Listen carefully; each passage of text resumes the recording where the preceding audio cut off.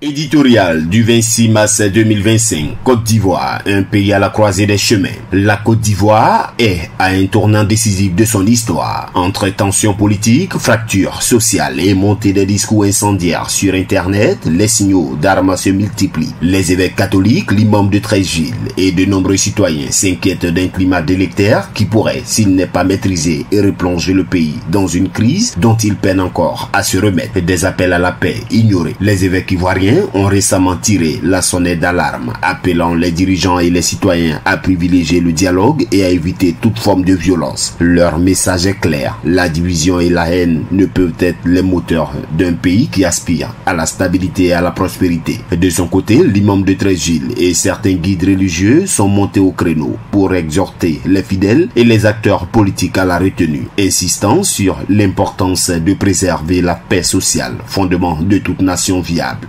Malheureusement, ces appels semblent se heurter à une sourde indifférente, notamment sur les réseaux sociaux où les discours haineux se multiplient. Facebook, WhatsApp, Twitter et d'autres plateformes sont devenus le théâtre d'affrontements verbaux d'une rare violence, attisant les clivages ethniques, religieuses et politiques. Internet, un champ de bataille virtuelle aux conséquences bien réelles. Les Ivoiriens, dans leur diversité, ont trouvé sur Internet un exutoire à leur frustration. Mais au lieu d'un débat d'idées constructives, c'est une guerre d'invectives qui se joue avec des propos qui rappellent tristement les prémices des crises passées. La désinformation et les fausses nouvelles alimentent les rancœurs, faisant le lit d'un danger bien réel, celui de voir cette haine numérique se transformer en violence physique. L'histoire récente de la Côte d'Ivoire nous enseigne que les mots précèdent souvent les actes. En 2002, en 2010 et plus récemment lors des élections de 2020, le pays a payé un lourd tribut aux divisions entretenues par les discours extrémistes. Devons-nous encore revivre ces tragédies? L'heure de la responsabilité. La Côte d'Ivoire ne peut se permettre de sombrer à nouveau dans le chaos. Il est urgent que chacun prenne ses responsabilités. Les dirigeants politiques doivent cesser d'instrumentaliser les tensions et favoriser un dialogue sincère. Les leaders religieux et communautaires doivent redoubler d'efforts pour apaiser les esprits et rappeler l'importance de l'unité nationale. Les médias et influenceurs doivent agir avec éthique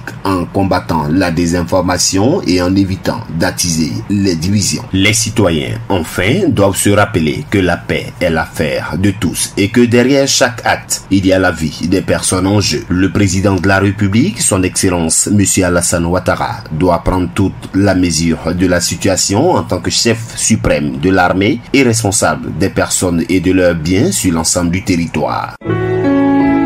APRA, Agence Presse, Radio et Audio.